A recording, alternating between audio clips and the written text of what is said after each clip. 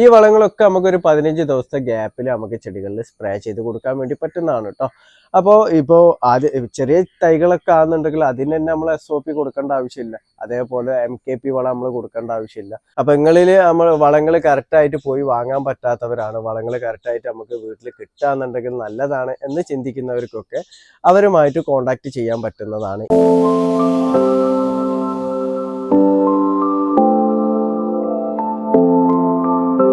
Hi, നമസ്കാരം. ഫാസിലാണ്. എൻ്റെ പുതിയ വീഡിയോയിലേക്ക് എല്ലാവർക്കും സ്വാഗതം. ഞാൻ ഇന്ന് പറയാൻ വേണ്ടി പോകുന്നത്, ഞാൻ 2 ദിവസം മുന്നേ ഒരു വീഡിയോ ചെയ്തിരുന്നു. ഒരു സുഹൃത്ത് കമൻറ്റിലൂടെ ചോദിച്ചിട്ടുള്ളതാണ് നമ്മളെ സ്യൂഡോമോണസ്, ബവേറിയ, വെർട്ടിസീലിയം, ട്രൈക്കോഡർമ ഇതൊക്കെ തമ്മിലുള്ള വ്യത്യാസം എന്താണ്, ഇതൊക്കെ കൃഷിയിൽ നമ്മൾ എങ്ങനെയാണ് ഉപയോഗിക്കേണ്ടതെന്നൊക്കെ പറഞ്ഞിട്ട്. അപ്പോൾ അതിനെക്കുറിച്ചിട്ടൊക്കെ ഡീറ്റെയിൽ ആയിട്ട് ഒരു വീഡിയോ ചെയ്തിരുന്നു.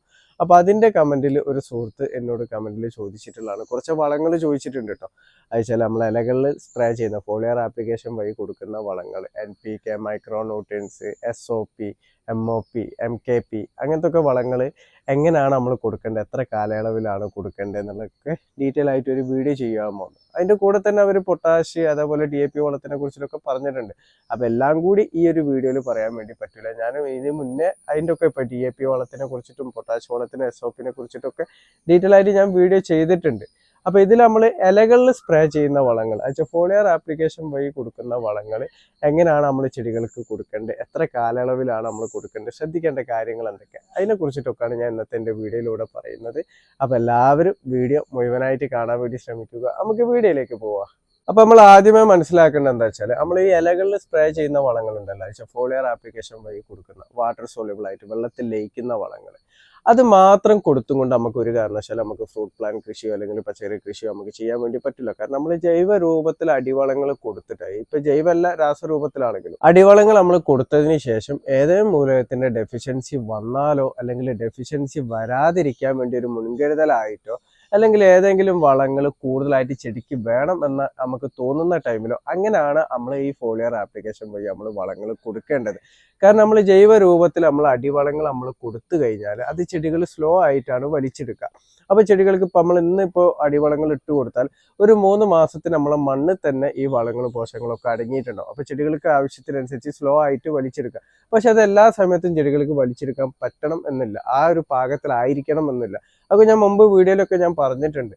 കാരണം പല കാരണങ്ങളാലും നമ്മൾ ഇട്ട് കൊടുക്കുന്ന വളങ്ങൾ ചെടികൾക്ക് വലിച്ചെടുക്കാൻ പറ്റാത്ത പാകത്തിലായിരിക്കാം. അപ്പൊ അങ്ങനത്തെ ഒക്കെ സാഹചര്യത്തിൽ നമ്മൾ ഈ ഇലകളിൽ നമ്മൾ സ്പ്രേ ചെയ്ത് കൊടുക്കുകയെന്നുണ്ടെങ്കിൽ ചെടികൾക്ക് അത് സ്പോട്ടിൽ തന്നെ വലിച്ചെടുക്കാൻ വേണ്ടിയിട്ട് പറ്റും. അപ്പോൾ സ്പോട്ടിൽ ആ ഒരു ടൈമിൽ എന്തെങ്കിലും ഡെഫിഷ്യൻസി ഉണ്ട്, ഇപ്പൊ നൈട്രജന്റെ ഡെഫിഷ്യൻസി ഉണ്ട്, അല്ലെങ്കിൽ ഫോസ്ഫറസിന്റെ ഡെഫിഷ്യൻസി ഉണ്ട്, ഇനി മൈക്രോ ന്യൂട്രിയൻസിന്റെ ഡെഫിഷ്യൻസി ഉണ്ട്. അപ്പൊ അങ്ങനെയൊക്കെ ഉണ്ട് എന്നുണ്ടെങ്കിൽ നമ്മൾ ഈ സ്പ്രേ ചെയ്ത് കൊടുക്കുമ്പോൾ ചെടികൾക്ക് പെട്ടെന്ന് തന്നെ വലിച്ചെടുക്കാൻ പറ്റും. ഈ ഇലകളിൽ നമ്മൾ സ്പ്രേ ചെയ്ത് കൊടുക്കുന്ന വളം നമ്മൾ കാലാകാലത്തിനായിട്ട് നമ്മൾ കൊടുക്കുന്നതും അല്ല. അതിന്റെ ഒരു ഗുണം എന്ന് പറഞ്ഞാൽ ആ സ്പോട്ടിൽ ചെടിക്ക് കിട്ടേണ്ട സാധനങ്ങൾ കിട്ടുക എന്ന് മാത്രമല്ല. നമ്മളിപ്പോൾ ഈ ഫാസ്റ്റ് ഫുഡ് കൊടുക്കുക എന്ന് പറയുന്നത് അതേപോലെ എന്തെങ്കിലും ഡെഫിഷ്യൻസി ഉണ്ട് എന്നുണ്ടെങ്കിൽ നമ്മൾ സ്പ്രേ ചെയ്ത് കൊടുത്താൽ ഈ ചെടികൾക്ക് അപ്പം തന്നെ അത് വലിച്ചെടുക്കാൻ വേണ്ടി പറ്റും.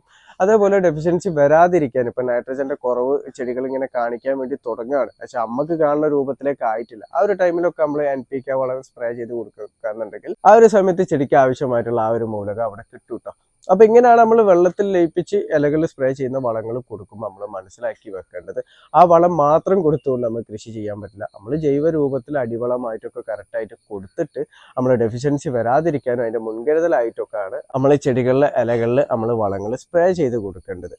പിന്നെ വളങ്ങൾ നമ്മൾ സ്പ്രേ ചെയ്ത് കൊടുക്കുമ്പോൾ അതിരാവിലെ നമ്മൾ സ്പ്രേ ചെയ്യാൻ വേണ്ടി ഒരു പ്രത്യേകം ശ്രദ്ധിക്കുക. കാരണം എന്താ വെച്ചാൽ പലരും എന്നോട് കമന്റിലൂടെ ചോദിക്കുന്ന നമ്മൾ വൈകുന്നേരം കൊടുത്താൽ പോരെ എന്നൊക്കെ. കാരണം എന്താ വെച്ചാൽ നമ്മൾ ഉറങ്ങുന്ന പോലെ തന്നെ ചെടികളും രാത്രി ഉറങ്ങാണ്. അപ്പൊ വൈകുന്നേരങ്ങളിൽ നമ്മൾ വളങ്ങൾ സ്പ്രേ ചെയ്ത് കൊടുത്താലൊന്നും ചെടികൾക്ക് അത് വലിച്ചെടുക്കാൻ വേണ്ടി പറ്റൂല. കാരണം ചെടികളെ ഇലകളിൽ കൂടി വളങ്ങൾ വലിച്ചെടുക്കുന്നതെന്ന് പറഞ്ഞാൽ പ്രകാശ സംശ്ലേഷണം വഴിയാണ്. വെച്ചാൽ സൂര്യപ്രകാശം ഉള്ള ടൈമിലാണ് ചെടികളെ ഇലകളിലൂടെ വളങ്ങൾ വലിച്ചെടുക്കുക. എന്നിട്ട് ഇലകളിൽ വെച്ച് അന്നജം പാകം ചെയ്തിട്ടാണ് തണ്ടിലേക്കും പൂവിലേക്കും കായിലേക്കും ഒക്കെ ഈ വളങ്ങൾ എത്തിക്കുക.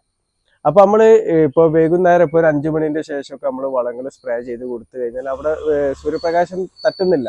അപ്പൊ ആ ഒരു ടൈമിൽ ചെടികൾ ഒരു കാരണവശാലും വളങ്ങൾ വലിച്ചെടുക്കൂല.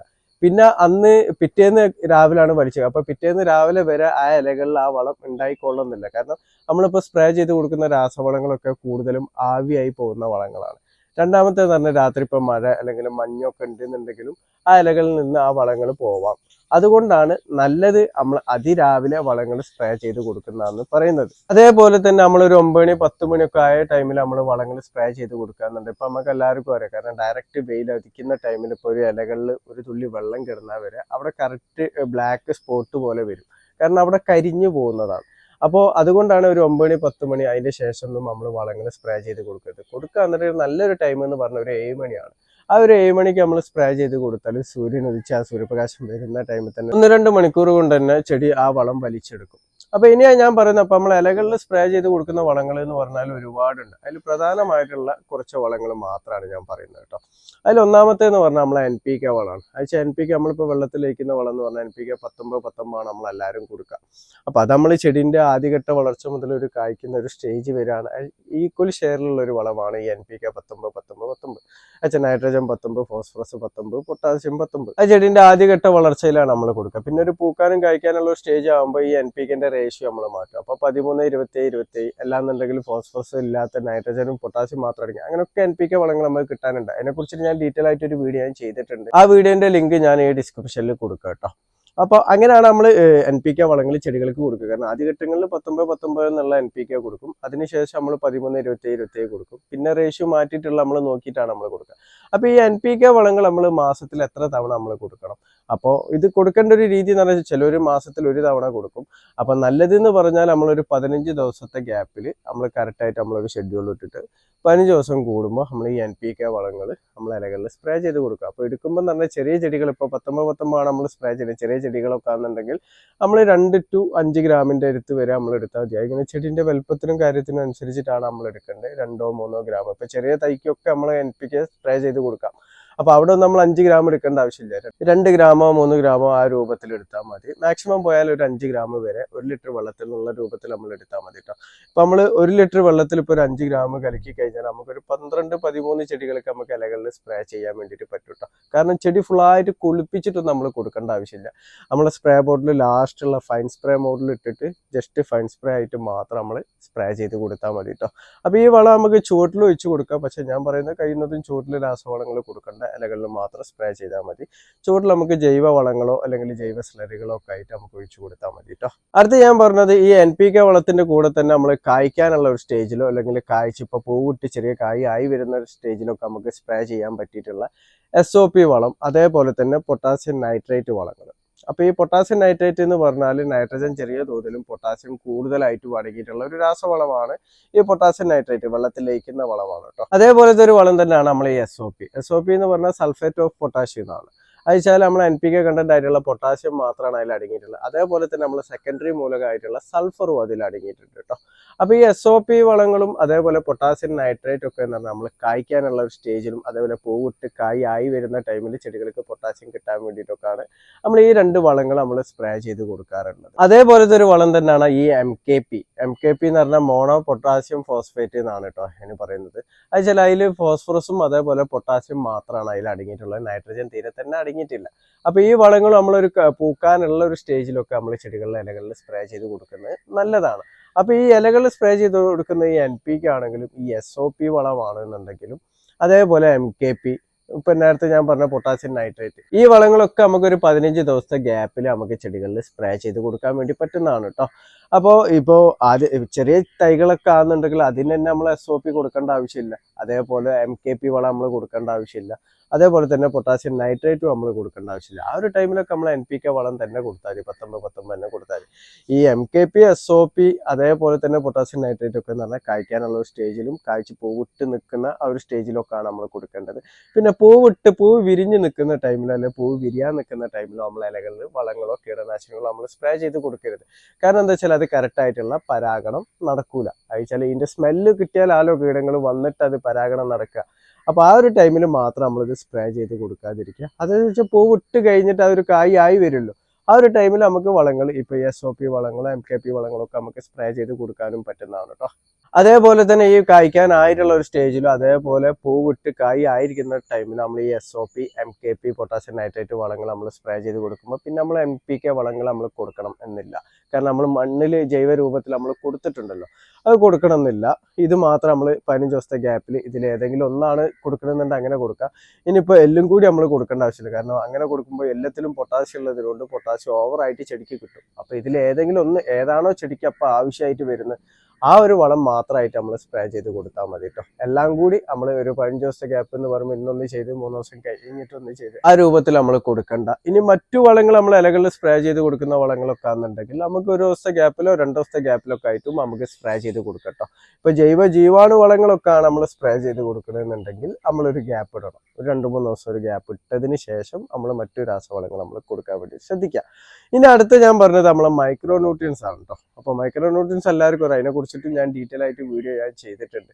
അപ്പോൾ ഇത് നമ്മൾ കറക്റ്റായിട്ട് ചെടികൾക്ക് കൊടുക്കണം. ഇത് നമ്മളെ മണ്ണിൽ നിന്ന് നമ്മൾ ഇട്ട് കൊടുക്കുന്ന ജൈവവളത്തിൽ നിന്നും അതേപോലെ മണ്ണിൽ ഓർഗാനിക് ആയിട്ടൊക്കെ ചെടികൾക്ക് കിട്ടും. എന്നിരുന്നാലും നമ്മളിത് കറക്റ്റായിട്ട് നമ്മൾ കൊടുക്കണം. കാരണം ഇതിൻ്റെ ഡെഫിഷ്യൻസി വന്നു കഴിഞ്ഞാൽ ചെടികളിലായി നല്ല രീതിയിൽ തന്നെ അതിൻ്റെ മാറ്റം വരും. കാരണം കായ്ഫലം കിട്ടുന്നതിൽ ഇപ്പോൾ ബോറോണ്ടൊക്കെ ഡെഫിഷ്യൻസിൻ്റെ കായ്ഫലം കിട്ടുന്നതിൽ അതിൻ്റെ മാറ്റം വരും. കായ് വന്നു കഴിഞ്ഞാൽ കായ്ക്ക് കേട് വരും. അതേപോലെ കായ് കറക്റ്റ് ഷേപ്പിൽ വരില്ല, കറക്റ്റ് രുചിയിൽ വരില്ല. ഇലകളിലെ അഗ്രഭാഗം കരിഞ്ഞു പോകും, ഇലകളിൽ മഞ്ഞളിപ്പ് വരും, ഇലകളിലെ നരമ്പുകൾ എടുത്ത് കാണിക്കും, ചെടികൾ ഉണക്കം വരും. ഇങ്ങനെയൊക്കെ നമ്മൾ മൈക്രോ ന്യൂട്രിയൻസിന്റെ കുറവ് മൂലം ചെടികളിൽ വരുന്നതാണ് കേട്ടോ. അപ്പൊ ഇതൊക്കെ ചെറിയ അളവിലാണ് കിട്ടേണ്ടത്, പക്ഷെ നിർബന്ധമായിട്ട് കിട്ടേണ്ട മൂലങ്ങളാണ് ഈ മൈക്രോ ന്യൂട്രിയൻസ് ഒക്കെ.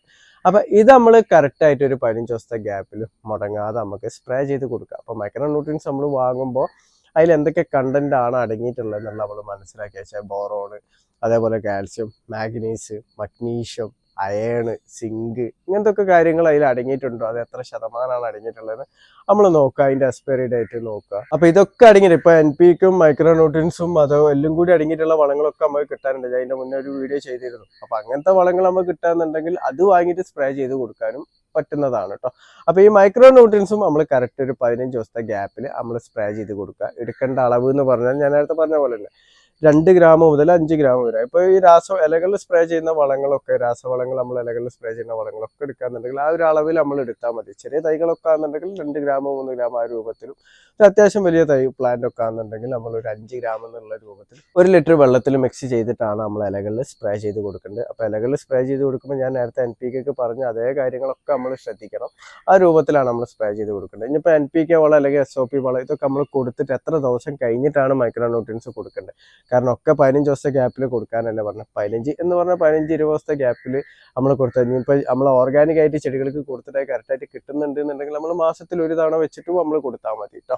ആ രൂപത്തിലും കൊടുത്താൽ മതി. അപ്പോൾ ഒരു വളം നമ്മൾ സ്പ്രേ ചെയ്തിട്ട് പിന്നെ എത്ര ദിവസത്തെ ഗ്യാപ്പാണ് നമ്മൾ ഇടേണ്ടതെന്ന് വെച്ചാൽ നമുക്ക് പിറ്റേന്ന് തന്നെ വേണമെങ്കിൽ നമുക്ക് സ്പ്രേ ചെയ്യാം. ഇനി വേണമെങ്കിൽ 2 ദിവസത്തെ ഗ്യാപ്പ് ഇട്ടിട്ടും നമുക്ക് ഇലകളിൽ സ്പ്രേ ചെയ്ത് കൊടുക്കാം കേട്ടോ. ഇനിയിപ്പോൾ ഇതല്ലാതെ നമ്മൾ പല രീതിയിലുള്ള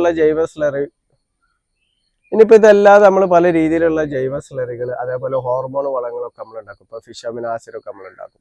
അപ്പൊ ഇതൊക്കെ എന്ന് പറഞ്ഞാൽ ഫിഷ് അമിനോ ആസിഡൊക്കെ മാസത്തിൽ ഒരു തവണ കൊടുത്താൽ മതി. അതും നമ്മളൊരു കായ്ക്കാനുള്ള സ്റ്റേജിലാകുമ്പോഴൊക്കെയാണ് നമ്മൾ കൊടുക്കുന്നത് നല്ലത് കേട്ടോ.